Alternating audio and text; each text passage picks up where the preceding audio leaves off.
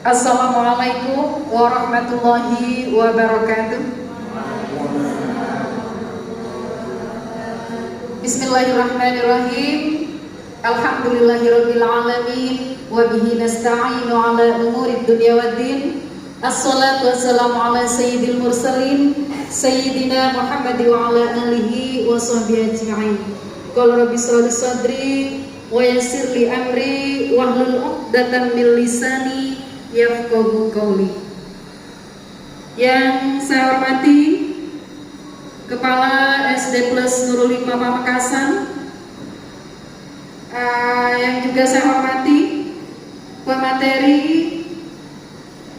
aksi nyata diseminasi budaya positif yang diadakan di SD Plus Nurul Hikmah Pamekasan, yang diadakan oleh calon guru penggerak angkatan 7, yaitu oleh Ustadzah Sufia SPD dan juga Ustadzah Nur Aziza SPDI, serta seluruh peserta diseminasi budaya positif yang juga saya hormati. Pertama-tama marilah kita memanjatkan puja dan puji syukur kehadiran Allah Subhanahu wa taala karena di pagi yang cerah ini kita dapat berkumpul dan bersilaturahim dalam acara aksi nyata diseminasi budaya positif dengan tema menyebarkan pemahaman dan pengalaman penerapan budaya positif yang nantinya akan disampaikan oleh dua pemateri sekaligus, yaitu oleh Ustadzah Sufia SPD dan juga oleh Ustadzah Nur Aziza SPDI. Salawat serta salam semoga tetap tercurah limpahkan kehadiran baginda Rasulullah Muhammad SAW, karena beliaulah yang telah mengakis kita minal dzulumati ilan nur. Hadirin yang saya hormati, dalam rangka acara diseminasi pagi ini, marilah kita buka bersama dengan pengucapan basmalah. Bismillahirrahmanirrahim. Untuk selanjutnya yaitu langsung saja presentasi materi yang akan disampaikan oleh Ustadzah Sufia SPD. Beliau adalah calon guru penggerak angkatan 7. Kepada Ustadzah Sufia disilakan. Baik, terima kasih saya ucapkan kepada moderator atas waktunya. Assalamualaikum warahmatullahi taala wabarakatuh.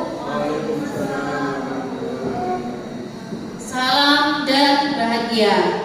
Saya ucapkan selamat datang para guru hebat, para ustadz dan ustadzah yang semangatnya luar biasa. Meskipun masih banyak kegiatan, tapi di tengah-tengah kesibukannya masih tetap menyempatkan hadir dalam acara diseminasi penerapan budaya positif. Saya ucapkan selamat datang para guru hebat. Ayo kita belajar bersama, berkolaborasi dan saling mendukung demi mewujudkan disiplin positif di sekolah tercinta ini. Masih tetap semangat para ustadz-ustadzah semua? Semangat, alhamdulillah, luar biasa.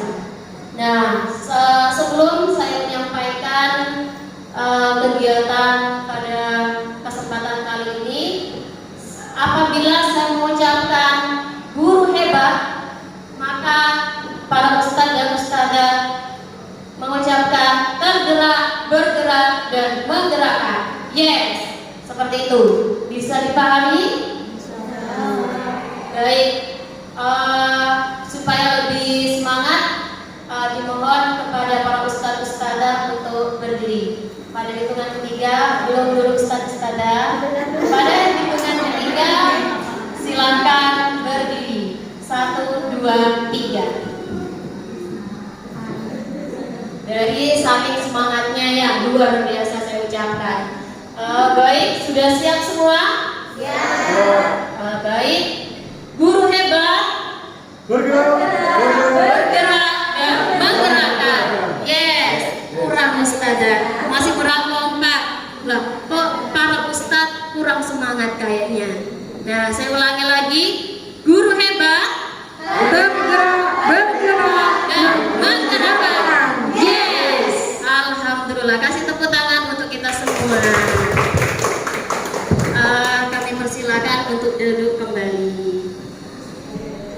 Baik, pada kesempatan kali ini izinkan saya selaku pemateri ingin berbagi pengalaman atau ingin berbagi pemahaman selama kami, khususnya saya pribadi dan Ustazah Nur Azizah, dalam kegiatan pendidikan guru penggerak yang selama ini sudah kami laksanakan kurang lebih 3 bulan yang lalu. Namun pada tugas modul 1.4 ini kami diberikan penugasan untuk melaksanakan diseminasi budaya positif. Kami di sini bukan ingin menggurui kalian, namun kita sharing dan kita tetap berkolaborasi untuk menyampaikan apa atau ilmu yang sudah kami peroleh demi mewujudkan peserta didik kita di sekolah tercinta ini, yaitu di SD plus 05 Pamekasan. Baik, budaya positif. Mengapa budaya positif harus diterapkan?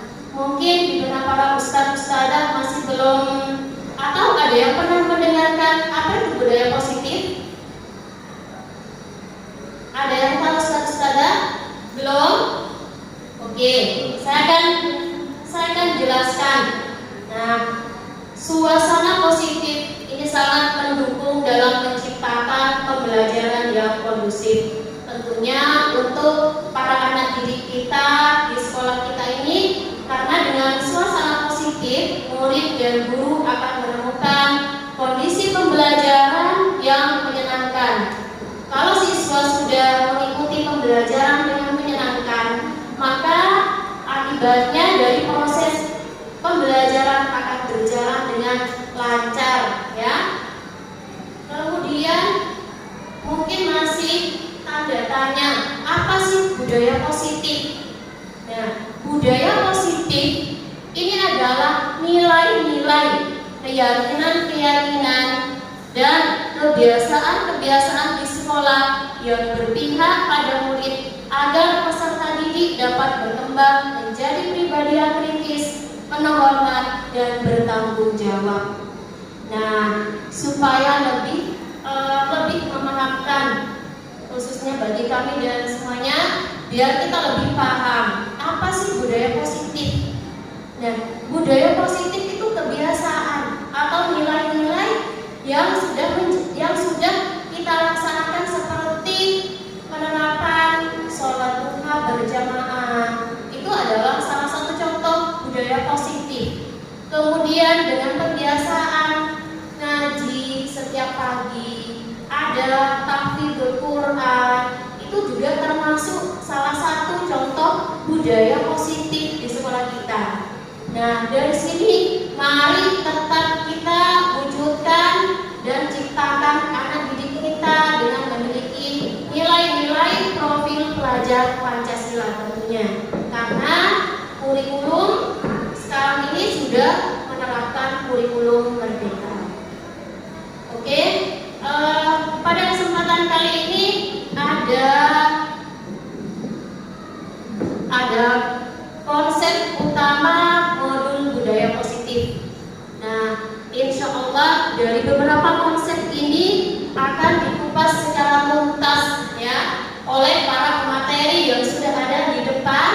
Yang pertama, perubahan paradigma belajar, disiplin positif dan kebutuhan dasar manusia, motivasi perilaku manusia, dan posisi kontrol restitusi dan segitiga restitusi, serta keyakinan kelas. Mohon maaf bila yang tidak bisa tampil semua. Mungkin ada yang pernah mendengar disiplin positif, paradigma belajar. Sebelumnya pernah mendengar para ustadz-ustadzah? Belum? Ya, baik. Kita mulai dari pembelajaran dengan paradigma baru. Mungkin sudah tidak asing lagi dengan tokoh pendidikan yang sudah ada di depan kita. Siapa Bapak Ustadz Ustadzah kira-kira yang ada di depan? Ki Hajar Dewantara. Beliau adalah sosok pahlawan pendidikan ya, yang memunculkan paradigma kurikulum merdeka. Nah, pembelajaran paradigma baru apa? Pembelajaran yang berorientasi pada kompetensi pengembangan karakter yang sesuai dengan nilai-nilai Pancasila. Para ustadz-ustadzah sudah paham dengan apa saja pelajar Pancasila? Ada yang bisa? Mungkin Ustadzah Norma? Ya, apa saja isi dari pelajar Pancasila? Karena Ustadzah Norma adalah salah satu di sekolah kita adalah ustadzah yang sudah menerapkan kurikulum merdeka. Mungkin bisa diberikan contoh apa pelajar Pancasila seperti apa? Monggo Ustadzah Norma. Sampai saat ini saya sudah coba untuk melaksanakan P5 yang sudah jadi kurikulum ya, masuk kurikulum di kurikulum merdeka. Di antaranya ada Beriman 6 poin. ya, Beriman dan bertakwa, berkebinekaan global, gotong royong, kreatif, bernalar kritis, dan mandiri. Itu bagian yang kita usahakan yang mencakup sebagai profil Pancasila anak-anak didik kita. Ya, oke. Kasih tepuk tangan yang meriah untuk Ustadzah Norma. Terima kasih. Sudah ada titik terang mengenai pelajar Pancasila seperti apa. Ternyata peserta kita sudah ada yang sudah paham. Mungkin supaya lebih paham pada peserta yang lain, sambil kita nyanyikan bersama-sama ya. Sebelumnya saya akan memberikan contoh terlebih dahulu. Sambil tepuk-tepuk tangan, tidak apa-apa ya. Biar lebih semangat dan biar lebih fokus lagi. Seperti ini saya kasih contoh terlebih dahulu. Belajar Pancasila, beriman dan bertakwa pada Tuhan Yang Esa dan berakhlak mulia, berkebinekaan global, gotong royong mandiri, kreatif dan bernalar kritis. Bisa dipahami, kita nyanyi bersama-sama ya Ustazah. Oke, ayo 1, 2, 3. Belajar Pancasila, beriman dan bertakwa pada Tuhan Yang Esa dan berakhlak mulia, berkebinekaan global, gotong royong mandiri, kreatif dan bernalar kritis. Oke, kasih tepuk tangan buat kita semua.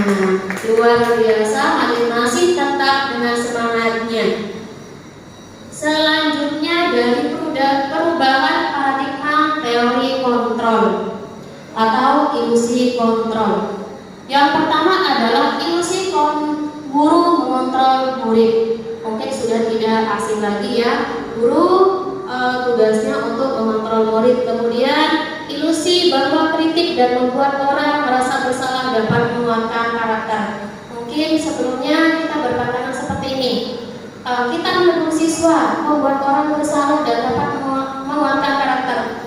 Nah, ketika ada salah satu murid kita yang melakukan kesalahan, nah, apa ada kasihan sama orang tuanya?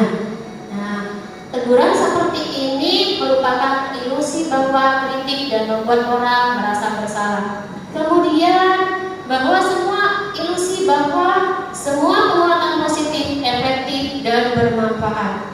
Mungkin kita para guru, khususnya para pendidik semuanya, biasanya menginginkan murid di kelas selalu aktif, terus efektif dan diam.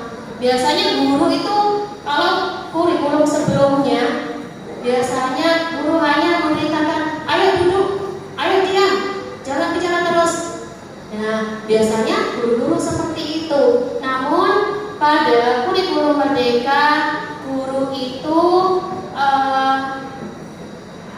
itu menuntun siswa, ya, bukan menuntut. Ingat, bukan menuntut, tapi bagaimana guru menuntun siswa sesuai dengan kodrat alam dan kodrat zaman agar mereka bahagia dan selamat. Nah, jadi anak-anak itu mungkin sebelum memahami kurikulum Merdeka, guru itu biasanya langsung menyuruh, ayo masuk semua, ayo duduk, terus tulis, silakan tulis. Nah, itu adalah paradigma yang dulu. Jadi sekarang adalah paradigma kurikulum Merdeka menuntun siswa agar selamat dan bahagia. Nah, selanjutnya perubahan paradigma stimulus respon teori kontrol. Nah, siapa sesungguhnya yang memiliki kontrol? Nah, di sini ada stimulus respon, ada teori kontrol. Kita mencoba mengubah orang agar berpandangan sama dengan kita. Biasanya kita seperti itu. Ya, kita seenaknya mengatur siswa. Teori kontrol, kita berusaha memahami pandangan orang lain tentang dunia. Kemudian stimulus respon yang kedua, perilaku buruk dilihat sebagai suatu kesalahan. Padahal tidak semuanya. Semua perilaku itu memiliki sebuah tujuan. Kita tanyakan dulu apa alasannya melakukan suatu kesalahan. Kemudian stimulus respon yang ketiga, orang lain bisa mengontrol saya. Teori kontrolnya hanya Anda yang bisa mengontrol diri Anda. Terus selanjutnya, saya bisa mengontrol orang lain, tapi Anda tidak bisa mengontrol orang lain. Nah, mungkin pemahamannya seperti itu. Selanjutnya, konsep yang kedua adalah disiplin positif. Kalau kita bicara disiplin, maka ada hubungannya dengan sebuah aturan, ya. Dalam budaya kita, makna disiplin dimaknai menjadi sesuatu yang dilakukan seseorang pada orang lain untuk mendapatkan kepatuhan. Kalau sudah berbicara disiplin, maka tentunya cenderung memikirkan aturan yang membuat para siswa kita tentunya merasa tidak nyaman, merasa dituntut. Nah, sebagai pendidik, tujuan kita menciptakan anak-anak yang memiliki disiplin diri sehingga mereka bisa berperilaku dengan mengacu pada nilai-nilai kebajikan universal. Disiplin positif ini merupakan salah satu cara penerapan disiplin yang bertujuan untuk menumbuhkan kesadaran serta memberdayakan anak untuk melakukan suatu perubahan sesuai dengan rasa tanggung jawabnya, ya. Jadi mari kita budayakan budaya disiplin positif dalam artian mengajak siswa untuk menumbuhkan kesadarannya. Bukan kita memberikan sebuah hukuman, tapi kita harus bagaimana caranya siswa itu sadar akan perbuatan kesalahannya. Ya, kemudian nilai-nilai kebajikan universal yang harus kita tanamkan. Dari nilai-nilai kebajikan yang ingin dicapai oleh setiap anak Indonesia, kita kenal dengan yang namanya profil pelajar Pancasila, seperti yang barusan sudah dinyanyikan bersama, yaitu beriman, bertakwa kepada Tuhan Yang Maha Esa dan berakhlak mulia, berkebinekaan global, gotong royong mandiri, kreatif dan bernalar kritis. Nah, konsep berikutnya adalah kebutuhan dasar manusia. Kebutuhan dasar manusia di sini ada 5. Yang pertama, kebutuhan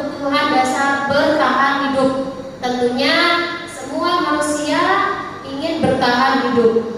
Dari apa? Dari makan, minum, atau sandang, pangan. Dan kebutuhan yang kedua membutuhkan kasih sayang dan rasa diterima. Apalagi murid kita, maka sangat membutuhkan sekali kasih sayang dari para guru atau ustadz-ustadzah. Kemudian ada penguasaan, kebebasan, dan yang terakhir adalah kesenangan. Murid kita tentunya sangat sekali membutuhkan sebuah kesenangan, terutama pada saat pembelajaran. Murid tidak hanya ingin duduk diam di kelas mendengarkan, tapi bagaimana caranya guru harus lebih kreatif dan inovatif agar membuat siswa nyaman dan senang untuk belajar. Bisa dipahami ya Ustadz-Ustadzah? Sudah ngantuk? Coba, mana semangatnya? Nah, coba pengen dengar suaranya dulu. Mana semangatnya?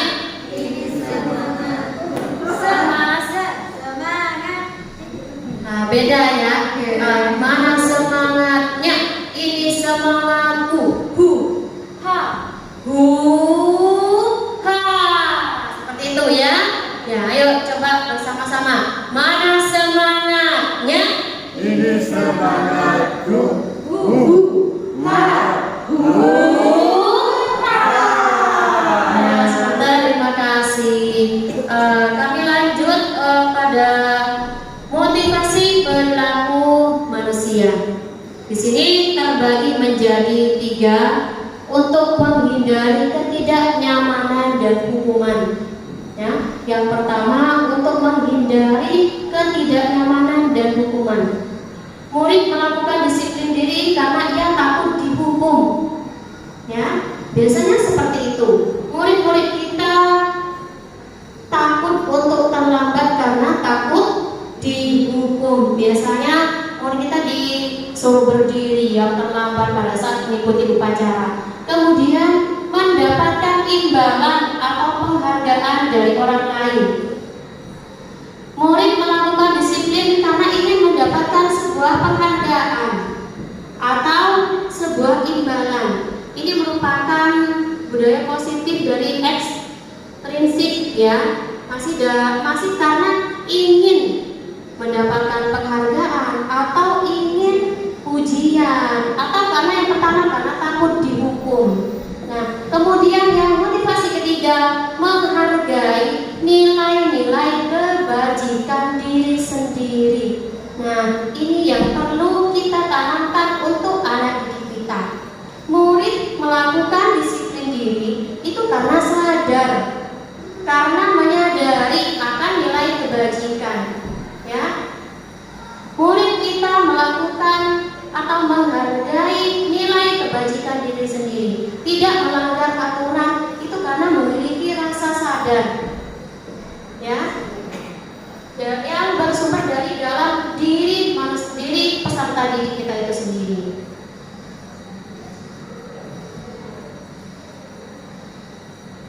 Untuk selanjutnya ini akan dilanjutkan oleh pemateri yang kedua. Sebelumnya saya kembalikan lagi kepada Ibu Moderator.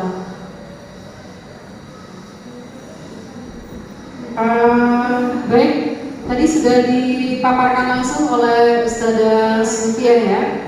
Baik, untuk selanjutnya mungkin bisa saya lanjutkan. Baik, Assalamualaikum warahmatullahi wabarakatuh. Baik, bagaimana teman-teman? Masih semangat seperti tadi? Nama semangatmu. Ini semangatku. Oke, seperti itu ya. Jadi walaupun banyak sudah ya, bukan sedikit, ini tidak mengurangi semangat kita untuk belajar lebih baik lagi dalam rangka memotivasi diri untuk memberikan pembelajaran yang terbaik, khususnya di sekolah kita SD Plus 25. Tentunya perubahan itu harus kita lakukan berjenjang, atau mungkin bisa tiap waktu kita melakukan perubahan-perubahan yang sekiranya dapat memajukan sekolah kita khususnya dan juga pendidikan secara umum di Indonesia. Baik, Ustadzah, tadi sudah luar biasa sekali disampaikan oleh Ustadzah manusia. Untuk selanjutnya lanjut tentang apa itu pengertian restitusi. Baik, restitusi adalah sebuah proses menciptakan kondisi bagi murid untuk memperbaiki kesalahan mereka, sehingga mereka bisa kembali pada kelompok mereka dengan karakter yang lebih kuat. Restitusi juga merupakan proses kolaboratif yang mengajarkan murid untuk mencari solusi untuk masalah mereka dan membantu murid berbuat lebih baik lagi ke depannya, mungkin seperti itu ya. Kemudian di sini ada juga konsep disiplin. Pendekatan restitusi ini merupakan sebuah cara untuk menyelesaikan masalah-masalah yang mungkin terjadi. Di samping juga intinya adalah untuk menanamkan disiplin positif pada murid. Jadi kejadian-kejadian atau pelanggaran-pelanggaran yang terjadi itu bisa dijadikan acuan mereka untuk menyadari tentang kesalahan mereka dan memperbaikinya, mungkin seperti itu ya. Ciri-ciri restitusi diantaranya bukan hanya menebus kesalahan, namun belajar dari kesalahan. Jadi di samping menebus, jadi mereka juga belajar dari kesalahan, kemudian memperbaiki hubungan, dan juga ada tawaran, bukan paksaan. Jadi bukan sistem seperti dulu, kamu harus seperti ini, harus seperti ini, tetapi lebih lunak dan lebih nyaman lagi bagaimana seandainya. Nah, itu lebih lugas, lebih menyentuh ketimbang kamu salah, kamu harus. Itu sudah bukan zamannya lagi. Jadi mari kita perbaiki secara perlahan. Kemudian menuntun untuk melihat ke dalam diri dan mencari kebutuhan dasar yang mendasari tindakan. Selanjutnya adalah fokus pada karakter, bukan tindakan. Jadi karakter anak seperti apa kita ikuti, kita jadikan solusi yang terbaik sesuai dengan karakter anak. Kemudian ada langkah menguatkan dan fokus pada solusi, bukan pada hukuman. Jadi solusi yang terbaik sehingga anak itu tidak merasa dirinya terpaksa. Ketika melakukan kesalahan, dia menyadari dia salah dan mau berubah, bukan karena paksaan, tetapi berdasarkan dari dalam dirinya, sehingga perubahan itu lebih mengena gitu ya, lebih lama, tidak hanya sesaat karena hukuman. Baik, di sini ada 5 posisi kontrol restitusi. Di antaranya adalah penghukum, kemudian membuat orang merasa bersalah, kemudian ada restitusi kontrol yang lebih kepada teman, kemudian lebih kepada sebagai pemantau dan juga manajer. Baik, mungkin di situ sudah banyak dilibatkan tentang bagaimana itu menghukum.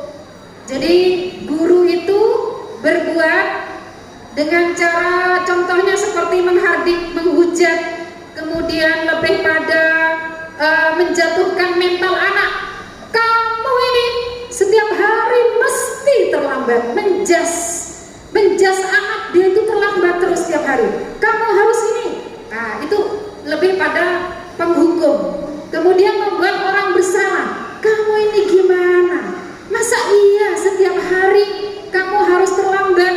Nah, itu lebih pada membuat anak merasa bersalah. Kemudian lebih kepada teman. Kalau lebih pada teman itu misalkan cobalah kamu pikirkan, masa iya kamu terlambat terus setiap hari? Apa kamu tidak kasihan? Misalkan seperti itu tuh lebih posisi kontrolnya lebih kepada teman ya. Kemudian pemantau. Kalau pemantau ini lebih pada menghitung dan mengukur. Coba kira-kira kamu sudah berapa kali melakukan kesalahan dan semacamnya. Ayolah coba dipikir, mungkin seperti itu. Dan kemudian sebagai manajer, kemudian manajer ini lebih kepada mengajukan pertanyaan-pertanyaan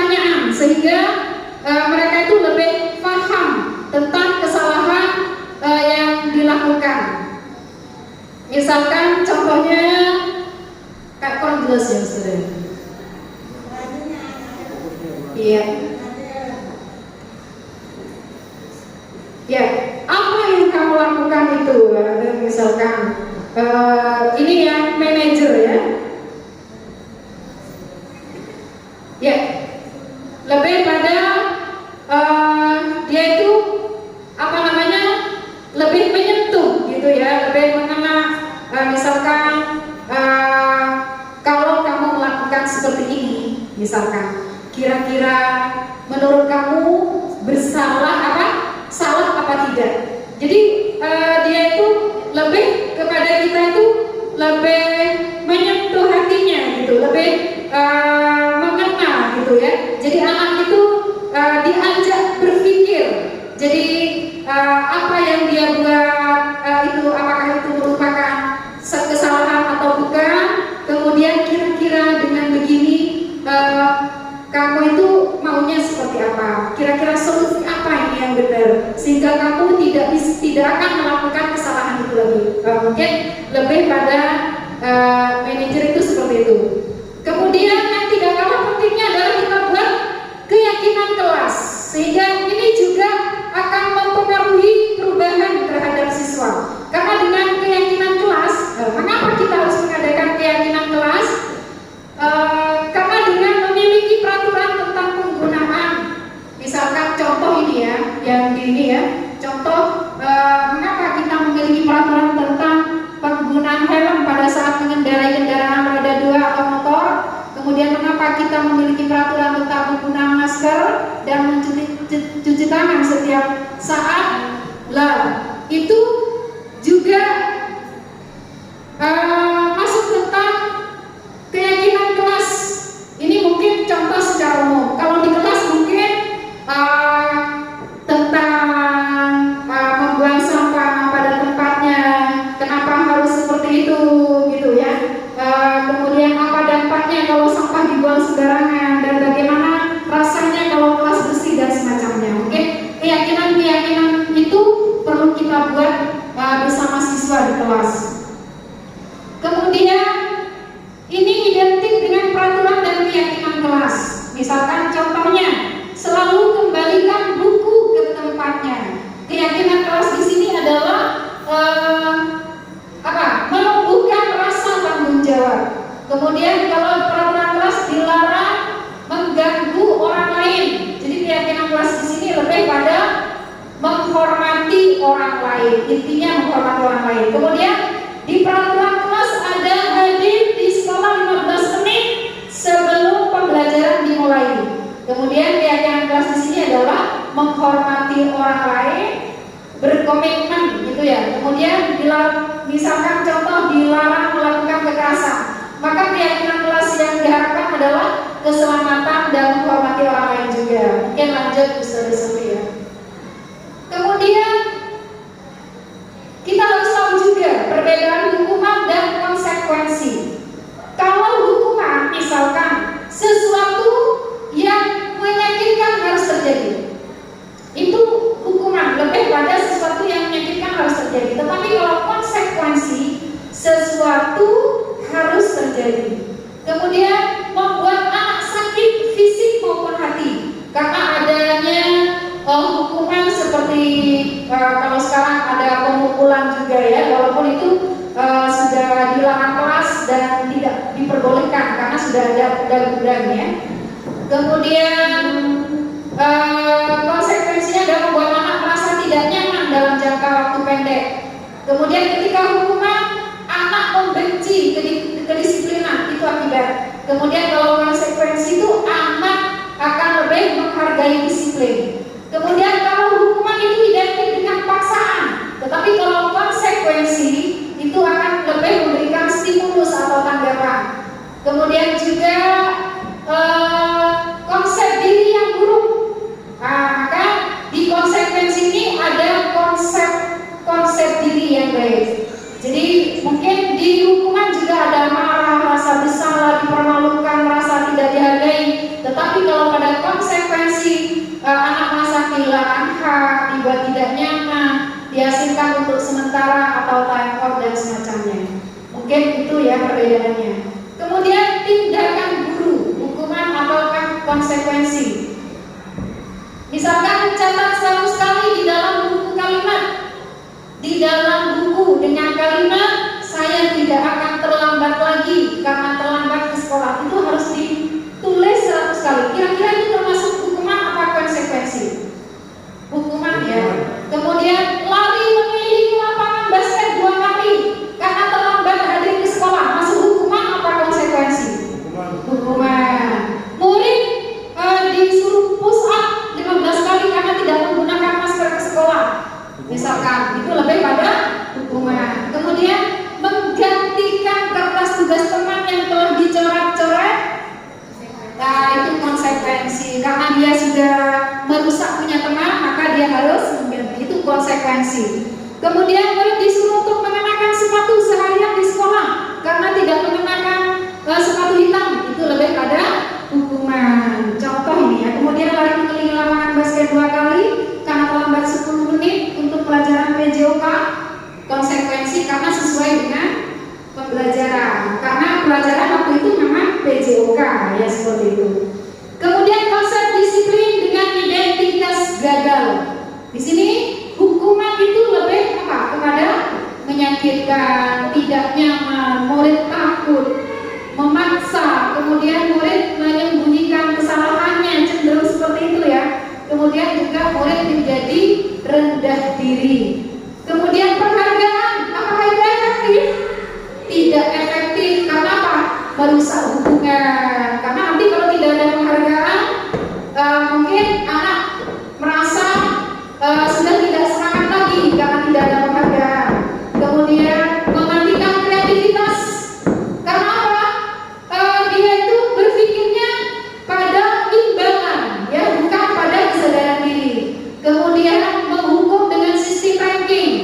Karena kalau sudah ranking yang pertama, mesti yang terendah merasa rendah diri dan semacamnya, tidak semangat lagi. Wah, apa aku sudah ranking terendah misalkan. Jadi itu yang terakhir, merampas hak juga ya. Kemudian konsep disiplin dengan identitas sukses itu bagaimana?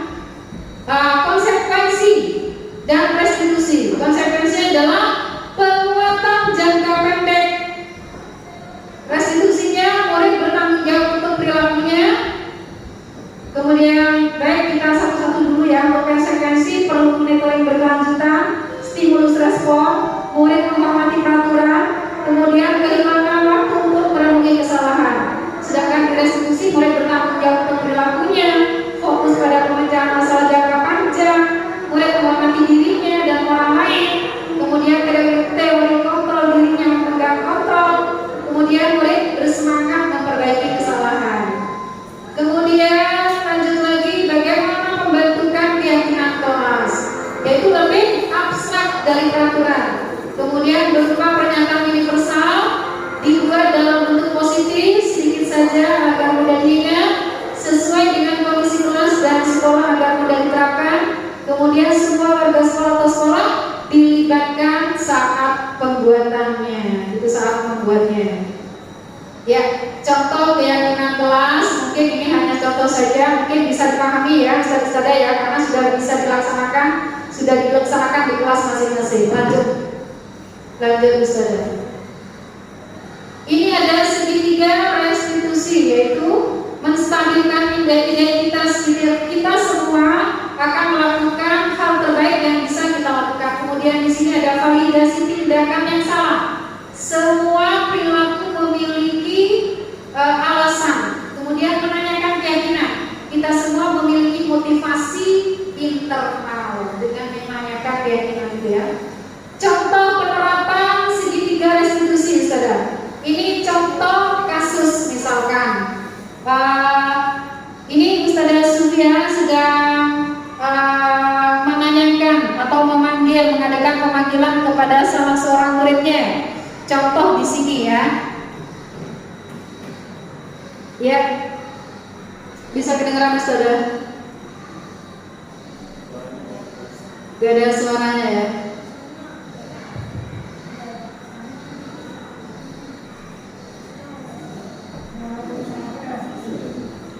Baik, ini intinya adalah Ustazah Sufi itu menanyakan, saya mendapat laporan terlambat. Kemudian ditanya lagi mungkin kenapa kamu sering terlambat gitu ya. Ya Ustazah, saya bangunnya kesiangan misalkan. Dengan kamu apakah ini suatu kesalahan? Apakah dengan terlambat ini kamu merasa bersalah dengan terlambat ini misalkan? Apakah suatu pelanggaran dan semacamnya? Kemudian ya Ustazah, kira-kira menurut kamu kalau ini sudah apa yang harus kamu lakukan untuk selanjutnya? Kemudian misalkan dengan terlambat kamu akan apa? Kehilangan apa? Materi pelajaran yang diikuti waktu itu, mungkin seperti itu. Kemudian kamu juga dan semacamnya. Jadi lebih pada menanyakan anak itu tidak pada apa namanya, tidak langsung menjudge seperti itu, tetapi ditanyakan apa itu kesalahannya, kemudian bagaimana solusinya, kira-kira kamu akan bagaimana kalau nanti terlambat lagi. Baik Ustazah, mereka itu merasa dihargai, tidak serta-merta dimarahi dan tetapi ditanyakan kenapa kamu terlambat, kalau terlambat apa konsekuensinya, kira-kira kamu akan perbaikinya seperti apa, seperti itu. Sehingga anak itu muncul, oh iya aku tidak dimarahi gitu. Anak-anak itu akan merasa muncul kesenangan di dalam hatinya karena merasa dihargai dan dia bertekad, oh iya kalau gitu aku tidak akan terlambat lagi, karena kalau aku terlambat seperti ini dan begitu ya, dan seterusnya ya, mungkin saja. Jadi dalam penerapan program disiplin positif, hendaknya guru memiliki standar pribadi yang profesional dan sosial yang baik, di mana guru mampu merefleksi pada posisi kontrolnya saat ini. Bagaimana perjalanan dirinya sebagai seorang apung atau manajer yang menuntun murid-murid menjadi insan yang mandiri, merdeka, dan bertanggung jawab. Mungkin seperti itu ya. Semoga sesi belajar kita hari ini dapat menambah pengetahuan baru dan berikan manfaat sehingga dapat mewujudkan pelajar yang memiliki profil pelajar Pancasila. Yuk, baik, salam merdeka belajar, salam dan bahagia. Mungkin ini saja ya teman-teman, ustaz-ustazah yang bisa kami sampaikan untuk materi diseminasi budaya positif pada pagi hari ini. Mungkin nanti ada pertanyaan-pertanyaan dari ustaz-ustazah. Baik, kami akan berikan sesi tanya jawab atau tanggapan, barangkali ada yang mau disampaikan sehubungan dengan budaya positif ini. Baik ustaz-ustazah, mungkin ada yang mau ditanyakan? Ya ustazah? Ya ustazah Fitri mungkin ya? Ya. Tanggapan. Atau bisa memberikan tanggapan terhadap perasaan diseminasi yang sudah kami laksanakan bersama Ustazah. Mungkin bisa diberikan tanggapan kepada kita berdua. Terima kasih atas waktunya. Di sini saya akan ada sedikit pertanyaan dari yang materi terakhir tadi, segitiga apa? Restitusi. Ya, segitiga restitusi. Bisa pindah Depan. Iya.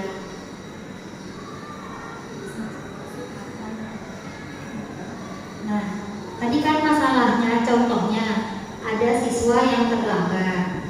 Terus di sana tidak lantas disalahkan siswa, tapi diberikan pertanyaan-pertanyaan universal yang membuat siswa itu menyadari kesalahannya dan sebagainya.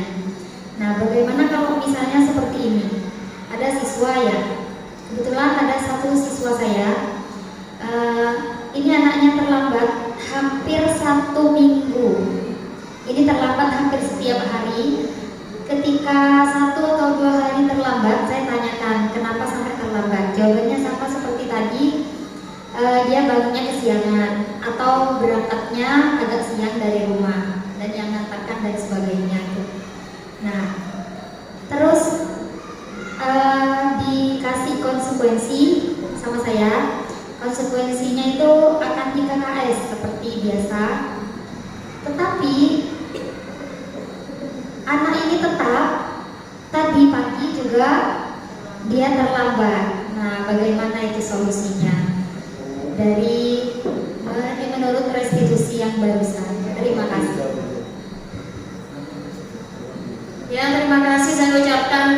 Ustazah Fitri, pertanyaannya sangat bagus sekali dan luar biasa ya. Ya, tepuk tangan ya. Ya, kasih tepuk tangan dulu buat Ustazah Fitri. Baik, saya akan sedikit menjelaskan lagi mengenai segitiga restitusi dari menstabilkan identitas, ada validasi tindakan yang salah, dan menanyakan keyakinan kelas. Yang sudah dialami sama Ustazah Fitri, ada muridnya yang terlambat, sudah menstabilkan identitas, sudah validasi tindakan yang salah, sudah, maka menanyakan keyakinannya juga sudah selesai semua. Bagaimana langkah selanjutnya? Nah, kita ajak bersama supaya bisa menumbuhkan rasa kesadaran diri pada anak tersebut. Salah satunya mungkin bisa diajak, tidak harus langsung menegur di dalam kelas. Mungkin diajak duduk-duduk di luar dulu. Mungkin ditanyakan kenapa bisa terlambat. Bangunnya kesiangan Ustazah. Sudah tahu kalau sudah terlambat berarti sudah melanggar peraturan. Sudah Ustazah, maka apa konsekuensinya? Mereka akan jawab, tapi besoknya lagi terlambat lagi. Nah, mungkin besoknya itu jangan lupa menanyakan lagi, buat perjanjian. Nah, misalkan besok masih terlambat, bagaimana kira-kira? Sampai dia itu merasa sadar terhadap kesalahan yang terlambat. Kita ajak supaya dia itu bisa mencari solusi sendiri. Artinya dia bisa membuat pernyataan sendiri. Oh ya Ustazah, saya akan usaha besok tidak akan terlambat lagi. Mungkin yang namanya juga guru adalah amung ya, harus menghamba pada murid. Jadi harus tetap sabar dalam mengingatkan anak, terutama sekarang adalah sesuai pemikiran KHD, harus menuntun terus. Bisa juga dengan diingatkan, atau bisa karena sekarang bukan langsung menegur kepada orang tua, tapi kita juga bersilaturahmi dengan orang tuanya agar membangunkan anak itu supaya tidak datang terlambat. Mungkin itu adalah salah satu saran dari saya, dan insya Allah Ustazah Nur Azizah juga akan menambahkan. Baik, ini pertanyaan yang sangat bagus sekali ya. Jadi kalau tadi sudah dilakukan berbagai upaya, kemudian juga mungkin sudah, kalau kamu begini kira-kira seperti apa, kemudian mari kita pikirkan bersama, kira-kira kamu kalau seperti ini lagi maunya kamu apa, misalkan. Ya Ustazah, misalkan saya kalau begini lagi begini. Tetapi kok tetap ya misalkan. Jadi mungkin kita langkah yang terakhir itu tadi, kita silaturahmi ke rumahnya, ada apa kok anak bisa seperti ini. Mungkin dengan mengetahui latar belakang anak, misalkan di rumahnya dia tinggal dengan orang tuanya yang sendirian, misalkan, jadi dia juga harus repot mengurus rumah juga dan semacamnya. Kemudian mungkin dari keluarga yang kurang mampu dan semacamnya sehingga harus membantu orang tuanya, atau mungkin jarak rumah dengan sekolah yang jauh gitu ya. Jadi itu juga dijadikan pilihan-pilihan atau alternatif solusi dari apa yang terjadi ya. Begitu ya Ustazah ya. Sehingga mungkin kolaboratif mungkin di sini ya, tidak hanya melibatkan murid saja. Mungkin ketika anak 1-2 hari bisa dipahami, tetapi kalau sudah berkali-kali, ini mesti ada sesuatu yang tidak beres. Kemudian kita berusaha mencari akar masalahnya. Jadi kita ikuti anak itu, mungkin silaturahim bermain ke rumahnya, ada apa sebenarnya. Oh mungkin di rumahnya orang tuanya lagi sakit dan tidak ada orang yang harus menungguinya, sehingga dia juga di samping sebelum ke sekolah masih harus merawat orang tuanya dulu. Jadi itu mungkin bisa dijadikan alternatif ya Ustazah ya. Mungkin ini bisa menjadi solusi terbaik, bukan lagi menghukum. Kita sebagai guru harus memberikan rasa nyaman, aman, dan juga menuntun mereka kepada keselamatan, dan tentunya juga membuat mereka senang. Jadi walaupun mereka bersama, kita tidak harus membunuh karakter mereka yang harusnya periang dan semacamnya, cuma karena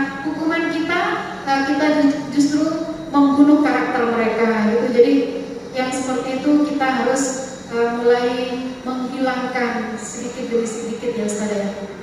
Terima kasih atas responnya ya. Tangan buat Ustazah. Iya, betul sekali ya. Mungkin ada yang lain ya? Ada yang lain? Mungkin ada tanggapan sekarang gantian dari Iya, mungkin dari Ustaz ya. Dari Ustaz. Silakan Ustaz Azhar. Ya, tanggapan saya hanya ya mengucapkan terima kasih kepada kedua pemateri yang telah menyampaikan materinya. Alhamdulillah sudah bagus untuk kami, semoga bisa bermanfaat untuk kami terapkan di lembaga kami. Ya, cuma itu aja dari saya pada pemateri. Terima kasih. Ya, ada. Ya, mungkin dari Ustaz Ali ada lagi tanggapan? Tanggapannya mungkin Ustaz untuk pertemuan kali ini.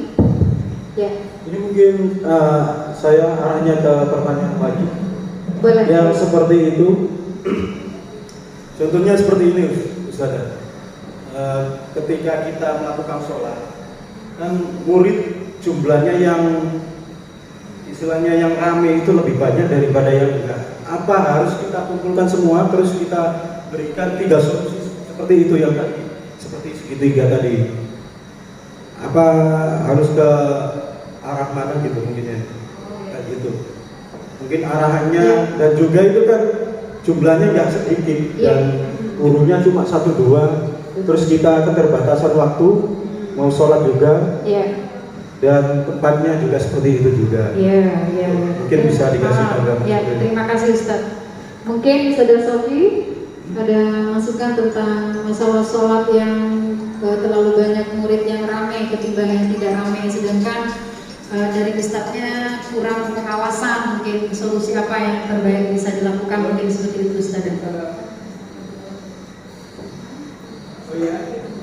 Baik, pertanyaan dari Ustaz Ari sangat bagus ya, sangat bagus sekali. Ternyata dari penyampaian materi ini banyak yang sudah diserap dari Ustaz Ari barusan. Pertanyaannya, bagaimana cara menangani siswa pada saat sholat ketika lebih banyak yang ramai daripada yang tertib, seperti itu ya.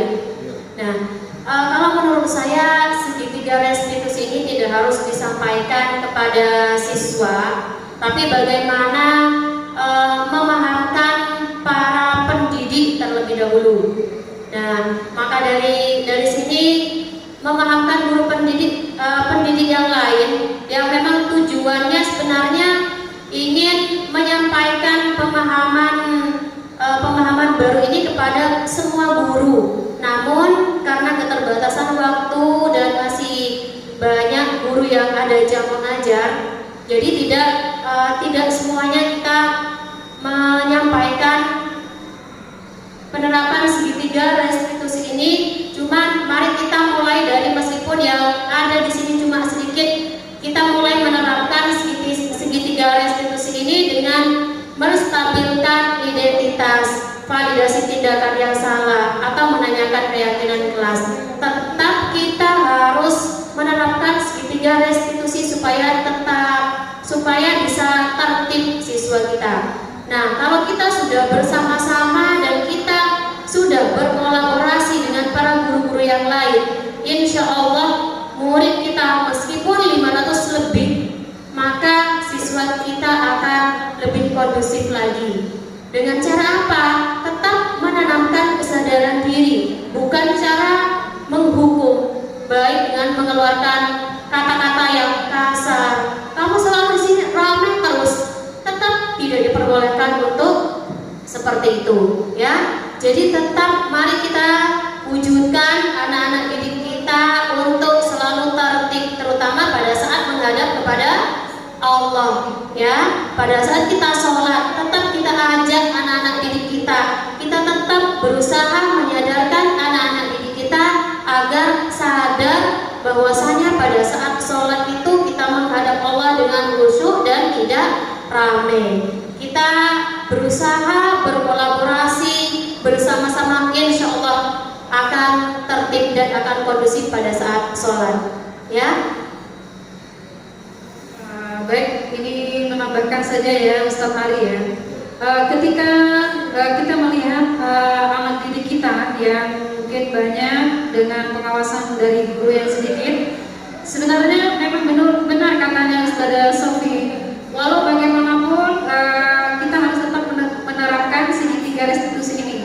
Jadi memang yang lebih dulu dipahamkan itu adalah guru kita. Kita kan sebagai guru digugu dan ditiru. Jadi kita memberikan contoh yang baik dulu, bagaimana sholat yang benar dengan mengoptimalkan jumlah guru yang ada.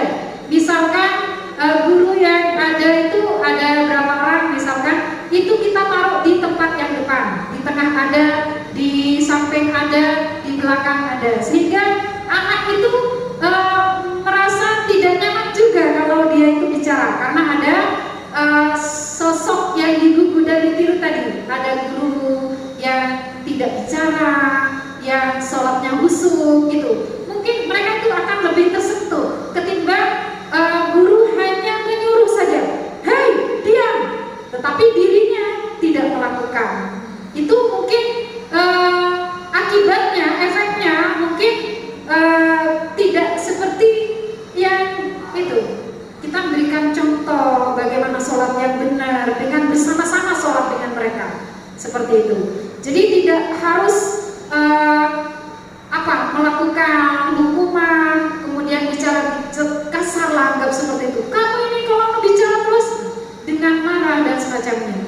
Jadi anak-anak itu kalau itu di tiap hari dilakukan seperti itu, lama-kelamaan mereka akan tumbuh kesadaran dengan sendirinya. Sampai lalu kita berikan wejangan anak-anak kita itu beribadah menghadap Allah. Jadi selayaknya lah kita harus memberikan penghormatan yang terbaik kepada Allah dengan tidak rame dan semacamnya. Itu lebih menyentuh, mungkin seperti itu ya Ustaz. Jadi intinya tetap kembali kepada guru. Jadi ketika apapun yang kita lakukan itu lebih pada pemberian contoh.